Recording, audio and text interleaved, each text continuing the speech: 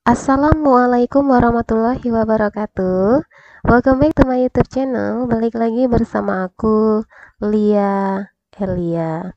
Di video pembahasan kali ini, saya akan membahas soal-soal UTBK, khususnya untuk materi kimia karbon dan organik. Yuk langsung aja kita masuk ke pembahasan soal-soalnya.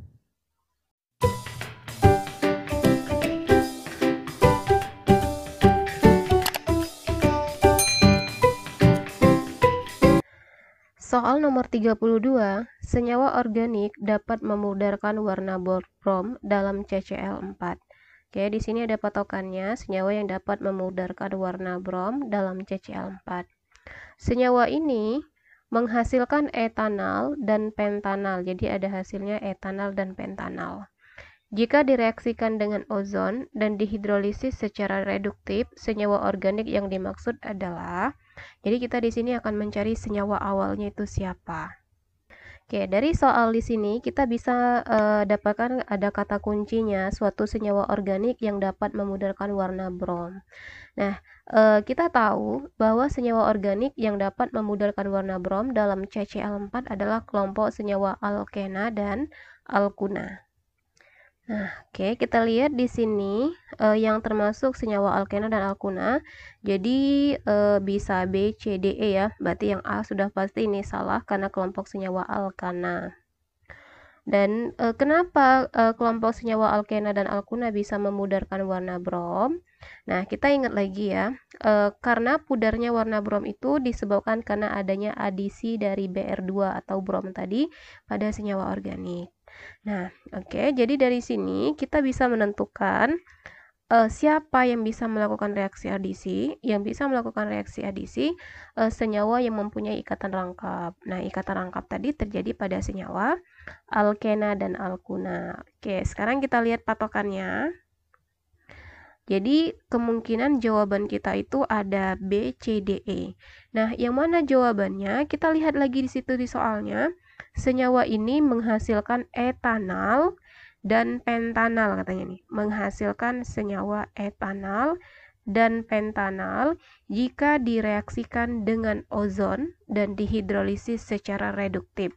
Jadi ketika senyawa awalnya tadi kita reaksikan dengan ozon dan dihidrolisis secara reduktif akan menghasilkan kelompok senyawa etanal dan pentanal. Nah, untuk reaksi ozonisasi dan hidrolisis tereduksi adalah salah satu reaksi dari alkena. Di mana terjadi reaksi pemutusan ikatan rangkap oleh ozon dan reduksi oleh Zn, sehingga terbentuk nanti bisa dua senyawa aldehid atau dua senyawa keton atau aldehid dan keton. Nah, punya kita di sini menghasilkan dua senyawa aldehid ya, ada etanal dan pentanal. Nah, di sini saya tidak akan menjelaskan untuk secara mekanismenya karena kita langsung ke jawabannya aja. Di situ sudah dihasilkan senyawa etanal dan pentanal. Nah, jadi dari sini nanti kita buat suatu kesimpulan. Kesimpulannya di sini akan menghasilkan etanal dan pentanal. Nah, artinya pada ikatan rangkapnya dari suatu senyawa alkena tadi akan terbelah menjadi dua aldehid, etanal dan pentanal. Nah, siapa dari senyawa alkena tadi? Kita lihat dari pilihan. Yang terbelah menjadi C. Kalau etanal kan kita udah tahu nih. Etanal itu C-nya 2. Kita ingat ya. Kalau etanal itu nanti kita butuh C-nya ada 2. Nah, kalau pentanal berarti kita butuh C-nya ada 7. 5 ya, 5. Nah, berarti total karbon kita itu ada 7 nanti. Nah, sekarang kita lihat ketika senyawa alkena yang akan terbelah menjadi etanal dan pentanal, berarti carilah jumlah C-nya yang ada 7. Kita lihat di sini. Saya buat strukturnya dulu saja. Ini ada kelompok etanal, tadi kan hasilnya. Etanal dan pentanal. Berarti yang penta itu C-nya 5. Nih kita buat ada etanal sama pentanal. Nah, untuk membentukkan senyawa awalnya itu siapa, kita putus saja ikatannya, ikatan O dengan C-nya kita putus dan kita gabung jumlah karbonnya ada berapa. Berarti kalau kita gabung ini nanti pentanal dengan pentanal ada ikatan rangkap di bagian C nomor 2. Kalau saya tulis ulang, di sebelah kiri ada CH3 ya. Ada CH3. Kemudian ada CH. Nah, kita gabungkan dengan CH yang di ujung. CH. Terus ada CH2 2 kali CH2. Berapa kali ini? 1 2 3. 3 kali langsung kita buat ini aja. CH2-nya 3 kali. Kemudian CH ini saya gabung aja ya. CH3. Nah, di bagian CH yang kita putus antara C dengan O-nya tadi itu kekurangan ikatan, baru ada 3 ya di sini. Ini ikatannya baru ada 3, di sini juga baru ada 3. Nah, untuk melengkapi ikatannya berarti di antara CH yang satu dan yang kedua ini kita buat ikatan rangkap. Nah, berarti inilah senyawa awalnya. Nah, apa nama senyawa awalnya ini? Jadi senyawa awalnya ini 1, kita hitung ya, coba ini. Oke, salah, ini jumlah karbonnya. Oh, pas-pas ya, kita hitung dulu aja dari sini. 1, 2, 3, 4, 5, 6, karena 3 kali kan kita buat 3 kali. 5, 6, 7. Nah, berarti di sini namanya 2 heptena karena rangkapnya kan ada di nomor 2 dan nomor 3. Kita ambil yang paling kecil, jadi namanya 2 heptena. Oke, berarti senyawa awalnya itu adalah senyawanya 2 heptena. Berarti jawabannya yang D. Oke, bisa ya untuk soal nomor 32? Bisa. Kita lanjut soal berikutnya. Oke ya, kita lihat soal nomor 33. Suatu senyawa organik berwujud cair pada suhu kamar, berbau khas, dengan reaksi Tollens tidak menghasilkan endapan mengkilap menyerupai cermin. Nah, jika direduksi menghasilkan senyawa alkohol sekunder dan sering digunakan sebagai pelarut dalam industri. Senyawa organik tersebut adalah, oke ya, ini kita teorinya dari bagian senyawa organik. Di sini ada beberapa kata kunci, kita ambil di sini dengan reaksi Tollens. Kita ingat kembali, reaksi Tollens itu digunakan untuk membedakan kelompok senyawa aldehid dan keton. Saya tulis dulu ya, untuk reaksi Tollens ini digunakan untuk membedakan antara aldehid dan keton. Aldehid dan keton. Nah, ketika aldehid direaksikan dengan reaksi Tollens, dia positif menghasilkan endapan berwarna cermin perak. Positif menghasilkan warna cermin perak. Sedangkan keton dia tidak bereaksi dengan reaksi Tollens atau negatif. Nah, jadi dari sini kemungkinan kelompok senyawa kita ini keton.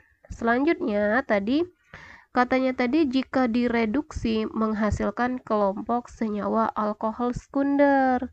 Nah, kalau direduksi, ingat lagi tentang reaksi oksidasi dan reduksi. Katanya tadi direduksi menghasilkan kelompok senyawa alkohol sekunder. Direduksi menjadi kelompok senyawa alkohol sekunder. Nah, atau boleh saya balik kayak gini. Masih ingat tentang reaksi oksidasi dari kelompok senyawa alkohol? Kalau alkohol primer direduksi menjadi kelompok senyawa aldehid dioksidasi lagi, reaksi oksidasi maksudnya. Alkohol sekunder dioksidasi lagi, alkohol primer dioksidasi jadi aldehid dioksidasi jadi asam karboksilat. Sedangkan alkohol sekunder dioksidasi menjadi kelompok senyawa keton. Alkohol tersier tidak dapat dioksidasi. Nah, jadi dari sini kemungkinan senyawa yang dimaksud adalah senyawa keton. Karena kalau direduksi tadi jadi alkohol sekunder, ini kelompok senyawa keton ya. Oke, kita pastikan ketonnya yang mana. Ada berapa pilihan yang keton di sini? Oke, kebetulan di pilihan nomor 33 yang kelompok senyawa keton cuma ada 1. Ingat kalau keton itu ujungnya on dalam penamaan nih. Berarti jawabannya yang C. Oke, sama 33 gampang ya. Kita lanjut soal berikutnya, nomor 34. Senyawa hasil hidrolisis suatu makromolekul mempunyai sifat tidak larut dalam air. Bereaksi kalau tidak larut dalam air, kemungkinan kelompok senyawa lemak ya. Bereaksi dengan natrium hidroksida dan jika direaksikan dengan metanol atau etanol dapat menghasilkan kelompok senyawa biodiesel. Senyawa hasil hidrolisis tersebut. Nah, yang ditanya kelompok senyawa apa dari hasil hidrolisis tersebut katanya. Nah, sifat dari senyawa hasil hidrolisis tadi tidak larut dalam air, bereaksi dengan natrium hidroksida. Jika direaksikan dengan metanol atau etanol dapat menghasilkan biodiesel katanya. Ya, kemungkinan jawabannya yang mana? Ini jawaban yang paling tepat. A. Trigliserida, B. Asam lemak, C. Polisakarida, D. Asam laktat, dan E. Asam nukleat. Nah, kita ingat lagi ada reaksi hidrolisis lemak menghasilkan kelompok senyawa asam lemak. Nah, asam lemak atau lemak trigliserida sering digunakan sebagai bahan bakar biodiesel. Jadi jelas di sini untuk ciri-ciri soal nomor 34 ini adalah kelompok senyawa asam lemak yang merupakan hasil hidrolisis dari lemak ya. Jadi ini asam lemak ini hasil hidrolisis dari lemak. Hidrolisis lemak. Oke, bisa dipahami ya untuk soal nomor 34? Bisa, kita lanjut soal berikutnya. Soal nomor 35, uji identifikasi berikut yang menunjukkan adanya formaldehid dalam suatu makanan adalah. Oke, jadi kita mau melihat adanya formaldehid dalam makanan. Oke, kita jawab di sini. Masih ingat gugus fungsi dari aldehid? Oke, ini kan formaldehid. Kalau dia formaldehid berarti mengandung gugus fungsi aldehid ya. Oke, kita ingat lagi gugus fungsi aldehid itu ada COH. Karena dia formaldehid, lambangnya H, C, O, H. Nah, inilah rumus umum dari formaldehid. Oke, kita lihat ciri-cirinya. Nomor 1. Berarti di sini mengandung gugus fungsi aldehid ya. Nomor 1, dengan larutan Fehling membentuk endapan merah bata. Oke, nomor 1 benar ya, dengan reaksi Fehling membentuk endapan merah bata karena pembeda reaksi Fehling itu biasanya kita gunakan untuk membedakan antara aldehid dengan keton. Kalau aldehid bereaksi positif dengan Fehling menghasilkan endapan merah bata. Jadi nomor 1 benar. Karena di sini kita formaldehid itu aldehid. 1 benar, nomor 3 juga pasti benar. Ingat trik ya. Kenapa 3 benar? Coba kita cek benar nggak. Dengan larutan K2CrO7 membentuk asam karboksilat. Nah, ini berarti K2CrO7 itu berarti dia dioksidasi artinya. Dioksidasi. Oke ya. K2CrO7 membentuk asam karboksilat. Benar. Kalau aldehid dioksidasi menjadi asam karboksilat. 1 benar, 3 benar. Kita lanjut cek nomor 4. Kenapa langsung 4? Kalau 4 benar, 2 pasti benar. Jadi nggak perlu kita cek lagi nanti 2. Dengan biuret menghasilkan cincin berwarna ungu. Oh, nggak bisa ya di sini. Kalau biuret ini digunakan untuk uji protein. Uji protein. Sementara di sini kita mau melihat adanya aldehid. Berarti nomor 4 salah. Kalau 4 salah, belum tentu 2 salah. Kita cek dulu. Dengan larutan AgNH3 2 kali plus membentuk endapan perak katanya. Oke, kita lihat di sini. Tadi kan saya jelaskan kalau untuk membedakan aldehid sama keton, kita menggunakan reaksi Tollens di soal nomor 33 tadi di sini nih. Nah, ini ya. Jadi kalau aldehid itu bereaksi positif dengan Tollens menghasilkan endapan cermin perak. Nah, ini reaksi Tollens kita membentuk endapan Ag. Ag itu perak. Jadi nomor 2 juga benar. Nah, kalau 1, 2, 3 benar, jawabannya A. Oke, bisa ya nomor 35? Bisa. Kita lanjut soal berikutnya, nomor 36. N-butana memiliki titik didih lebih tinggi daripada isobutana. Pernyataan yang benar dapat dijelaskan. Perbedaan titik didih kedua senyawa tersebut adalah. Oke, sekarang kita mau melihat perbedaannya tuh dari mana sih, kenapa N-butana itu mempunyai titik didih yang lebih tinggi dibandingkan dengan isobutana. Sekarang coba kita lihat strukturnya dulu. Baik N-butana maupun isobutana, mereka sama-sama mempunyai rumus umum. Senyawanya sama ya, rumus umumnya atau rumus molekulnya sama, butana itu C-nya 4. C4 H10. Nah, tapi beda strukturnya saja. Kalau N-butana dia rantai lurus. N-butana rantai lurus CH3, CH2, CH2, CH3. Nah, ini N-butana. Oke, kita lihat N-butana strukturnya ini. Satunya tadi isobutana. Kalau isobutana dia ada cabang. Isobutana kalau kita buat strukturnya CH3 terus CH,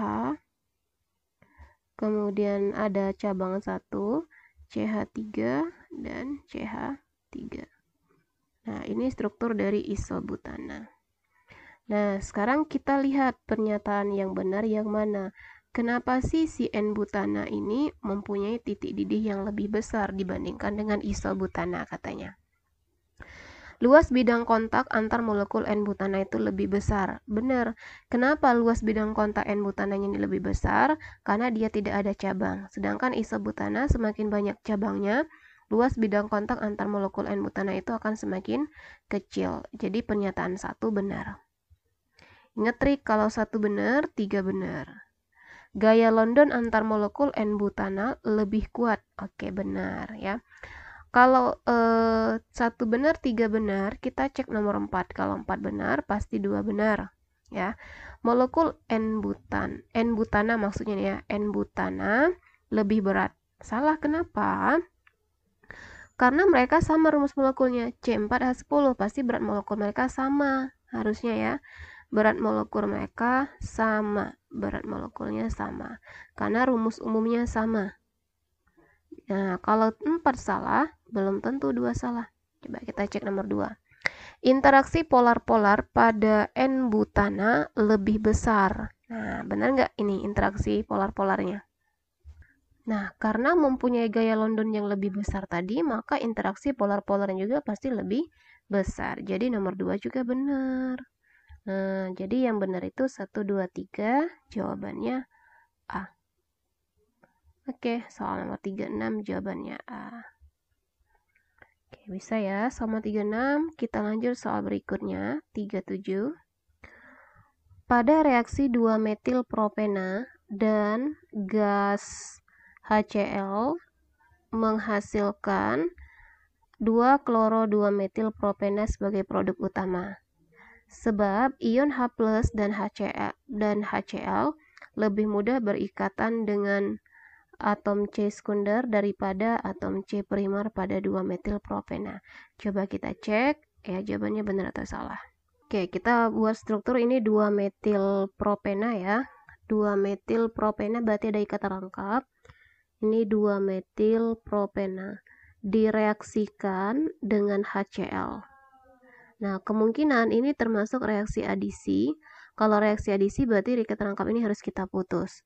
Ketika kita memutuskan ikatan rangkap, maka nanti atom hidrogen akan masuk ke atom karbon yang paling banyak mengikat H, dan Cl masuk ke atom karbonnya.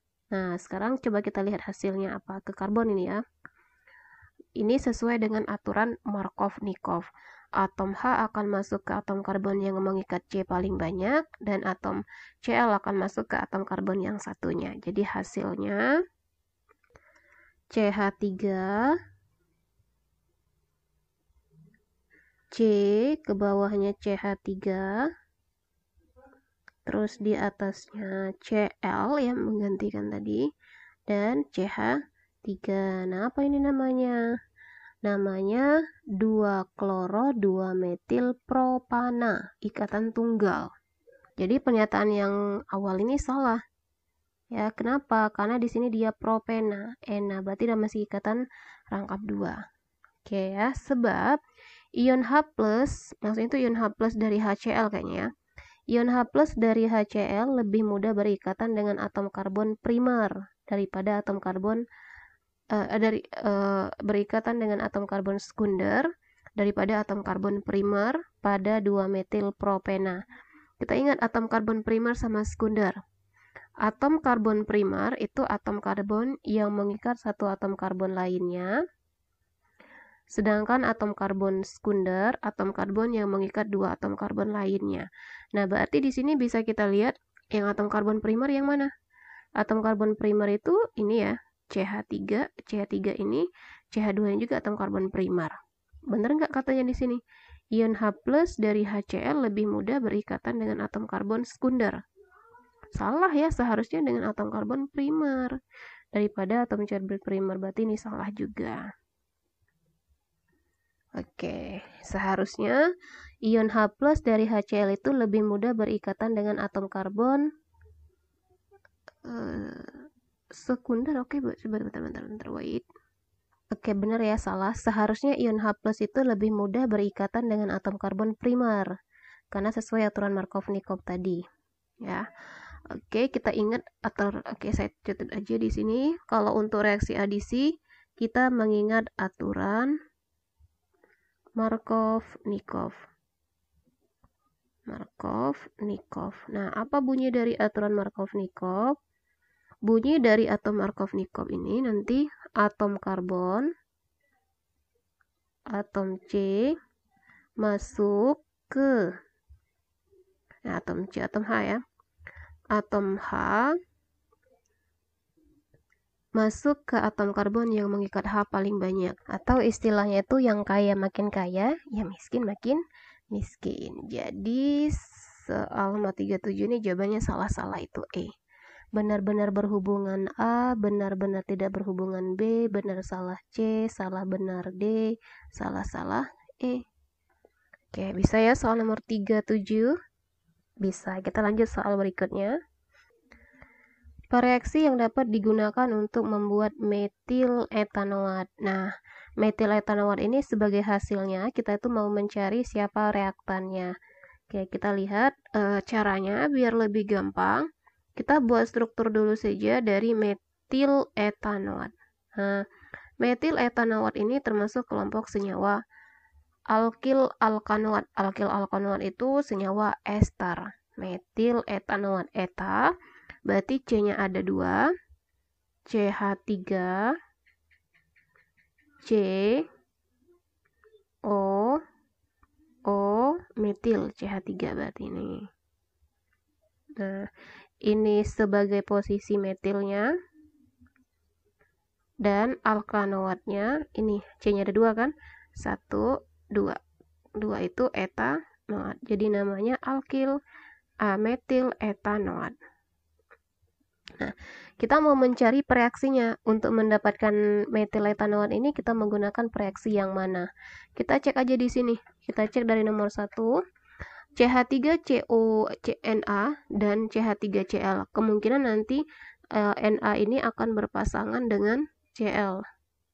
Nah, hasilnya nanti CH3CO, O-nya ada 1 ya, berarti di sini. Kalau O-nya ada 1 salah, karena di sini minta O-nya ada 2 kan. Berarti nomor 1 salah. 1 salah, 3 pasti salah. Ini juga ada 1 O-nya. Oke, kita langsung cek nomor 2. Kalau nomor 2 benar, 4 pasti benar. Cl dengan Na berpasangan, ini nanti berpasangan dengan Cl. Na plus kan dengan Cl min. Berarti sisanya CH3CO dengan CH3O. Oke, benar ini. O-nya ada 2, CH3-nya ada 2, C-nya ada 1. Oke, nah kalau 2 benar, triknya 4 pasti benar. Ini benar juga nih. Asam karboksilat dengan alkohol. Ini termasuk reaksi esterifikasi. Oke, jadi jawabannya kalau 24 itu C ya. 1, 2, 3A, 1, 3B, 2, 4C, 4 saja.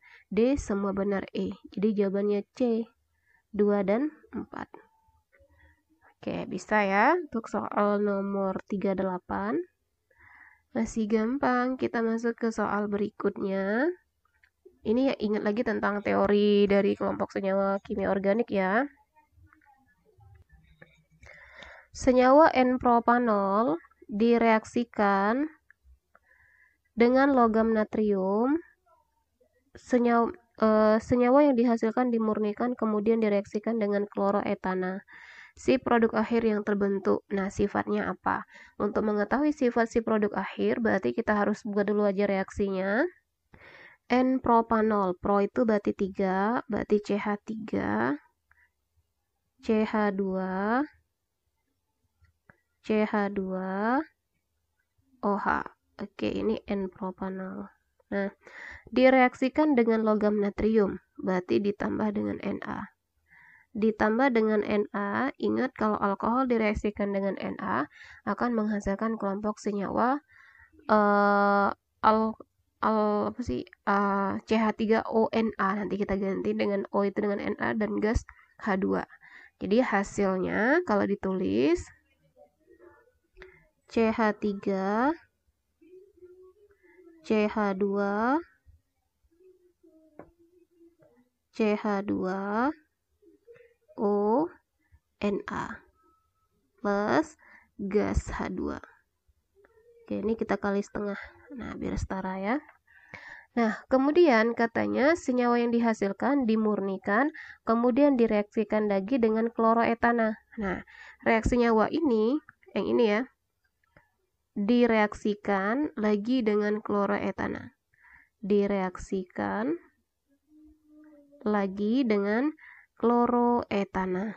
Etana direaksikan dengan CH3, CH2, Cl. Nah, hasilnya apa? Kemungkinan di sini akan menghasilkan kelompok senyawa eter karena Na dipasangkan dengan Cl. Ini kan kalau kita buat itu Na itu Na+. Nah, si Cl-nya ini Cl-. Berarti ini kita lepas, berarti kita gabung aja hasil dari reaksinya CH3, CH2, CH2,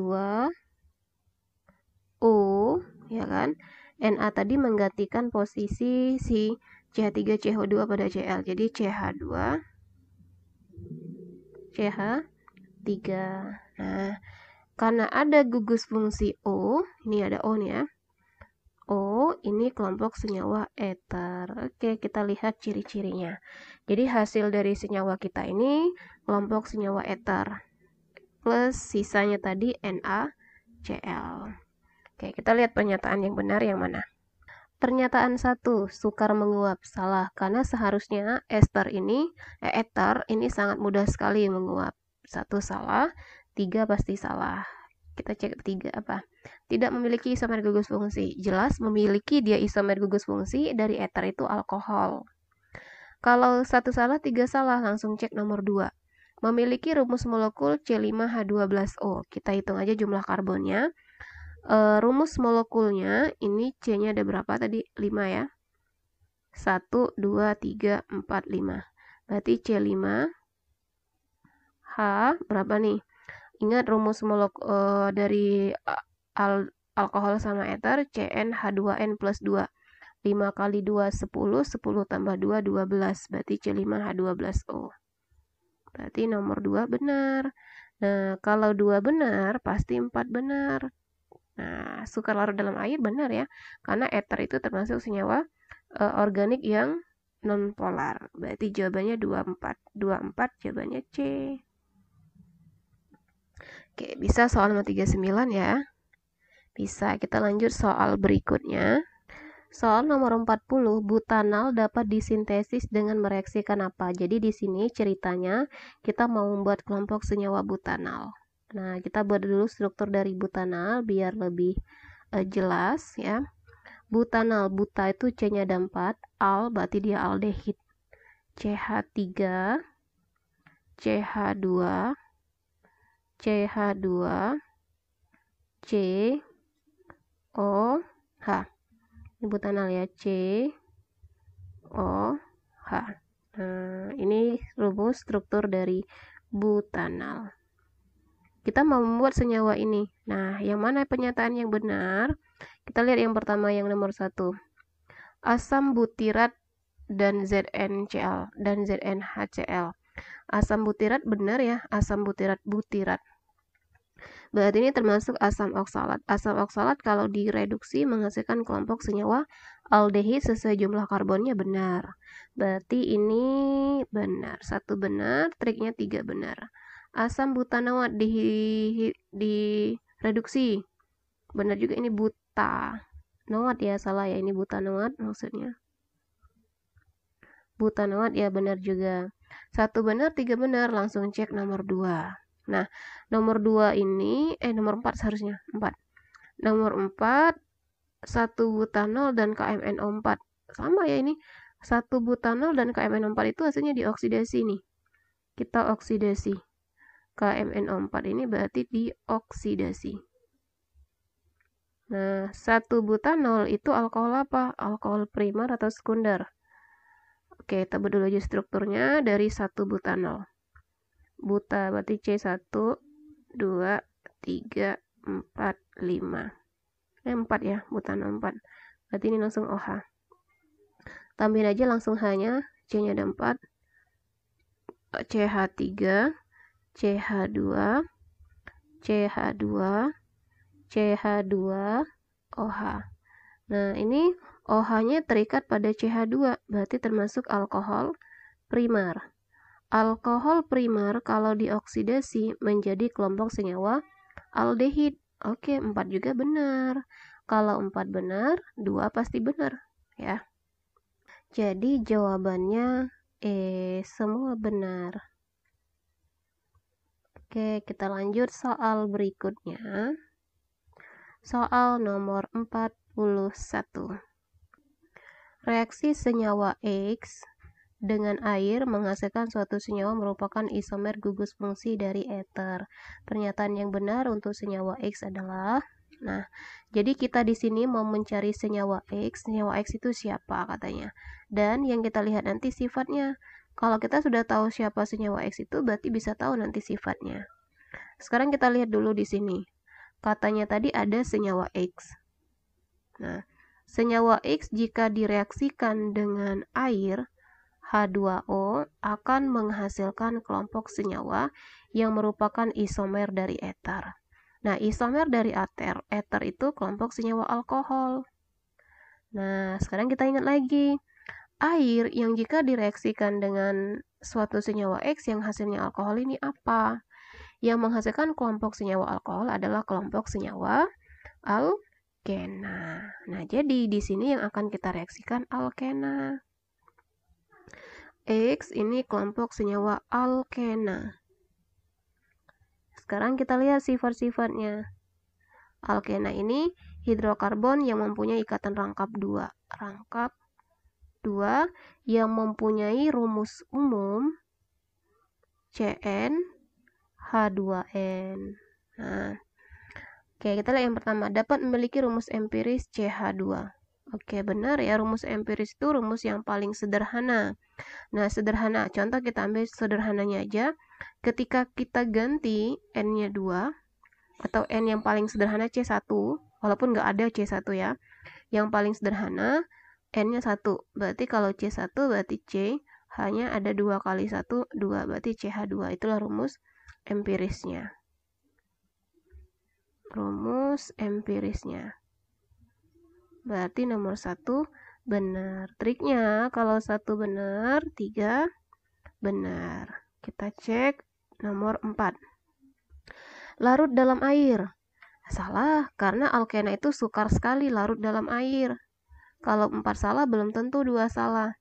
Semua atom karbon memiliki hibridisasi sp3. Salah, karena dia ada ikatan rangkap 2, pasti mempunyai hibridisasi sp2. Jadi jawabannya yang benar 1 dan 3. Kalau 1 dan 3 jawabannya B. Oke. Bisa ya untuk soal nomor 41?